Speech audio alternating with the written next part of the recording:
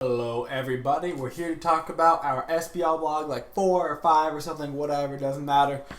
Today on Thursday we had 2 games. We had one in Europe, that was Trig versus London Conspiracy, and then in North America we had Denial versus Enemy.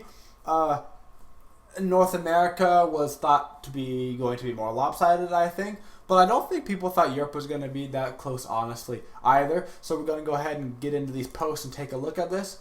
First, we're looking at Europe here. 2-1, Trig takes over London Conspiracy. I would have said 2-0 if I would have predicted this. Trig over London Conspiracy. The first game basically was a combination of 2 things. One, somehow Zelia pulled off Nemesis in the solo lane against a tier. I don't know how that happened. I'm not sure the logistics of how you play that one, but that shouldn't have worked. And then mainly Funballer. Funballer 11-1 and 8 on Freya. Kind of nonsense. Not sure how you let a Freya get 11-1 and 8, but that's just insane. He got a lot of early kills. Pretty decent games. I mean, 36, almost 37 minutes. Pretty back. It wasn't like a kill right off the start. It was one of those, once you get to the 20-plus minute mark, that's when you really start to see the team, or Trig, run away with it. But before then, it really wasn't that bad. The second game was, honestly, kind of stompy from London Conspiracy. London Conspiracy drafted a very strong comp. They had very good synergy with each other. Bacchus, Isis, Thor, lots of initiation there, lots of crowd control. And then 2 really strong damage characters, Kronos and Anher, to follow that up. Zelia, once again, trying the Nemesis in the solo lane. It pulled off the first game, but you can't pull out the same trick twice. Did not work from that game. Cuvo Fred trying to play Ymir jungle, trying to mix it up. Trick Tank going very un-Trick Tanky, playing Sylvanas. Normally you'd see him on a Woojer or like a Bacchus. I didn't feel very comfortable with him on Sylvanas. I don't know if he felt very comfortable on Sylvanas either. So that brought us to 1-1. But the third game was just as stompy as the second game, but in the other way around, looking at Trig. Trick Tank had his Bacchus back, so he had a more comfortable character. Zelia getting away from the janky and going back to something that works every time. Picks Vamana, no big deal. He's like, hey, I know Vamana worked every time. How about I just play Vamana? Or like Bakasura, or whatever. I don't know why he had the need to play Nemesis in the second game, but he goes back to what works, and they take the game over London Conspiracy very, very strongly, very quickly. As far as the games that they won, Zelia and Funballer, in my head, they're both kind of they were tied for MVP, if you will. They both did what they needed to do, and because they both did what they needed to do, things went great across the board, and they ended up winning their games, the majority of their games, so they get the point for that week. Looking at North America here, we had Denial versus Enemy Esports. This was expected to be, I think, fairly lopsided, and it was fairly lopsided. So I think the expectations were right here. MVP, I believe, went to Xing for this week for North America in those game sets.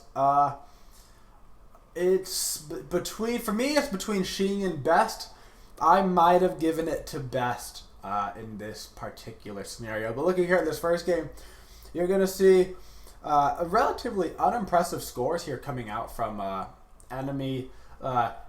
Fairly quick game, 27 minutes. Not like the quickest it's ever been, but a fairly fast game. Only 6 kills to their credit, 19 for Denial. Denial playing very early game heavy comp here. You see in the ADC mid lane. Cupid Sylvanas, very early game focused. Isis, very early game focused. Tier's kind of around all character game, and then Nemesis, basically once she hits level 5, she turns on. Fairly strong play there from Denial. Second game, almost the exact same thing happens. The game was 15 seconds longer than the previous game. I was not very impressed with Awesome to the Max's play this week. I feel like he can play a lot better. Going 2-6 on Bastet and 0-6 on Neja. I don't agree with the Neja solo lane pick. I feel like a lot of people are trying to force Nezha in the solo lane, and they're just not working. When you have guaranteed picks like Bakasura, Vamana, not Nezha, Tyr, like all these picks work like every time. It's like, oh, just give me Hunbats, just give me this every game or whatever. You know, it doesn't matter. Hunbats was banned that game, but my point being, you can grab these characters like every game. I'm not sure why he needed that, but once again, very strong play coming out from Best and Xing. Those two individuals definitely were the forefront for their team in terms of making plays happen and carrying potential. That's going to put Denial at a good place right now as far as seeding goes. They're going to be 2-1, so they have played 3 games. Them and Enemy have both played 3 games. Enemy is now 0-3. They are officially out of the running for the LAN. They cannot make the LAN. No matter what happens at this point, they can't even force a tie. So they are out. Denial has put themselves in a good position to have an opportunity to qualify for the LAN. And Trig, I believe, is also now 2-1, and bringing London Conspiracy down to 1-2, I believe. Not 100% sure on that, but I'm relatively sure that Trig is 2-1. So that's going to put Trig in a fine spot right now to qualify for the LAN, and I believe London Conspiracy is pretty much out of the running for the LAN. Alright guys, hope you enjoyed the recap of this SPL.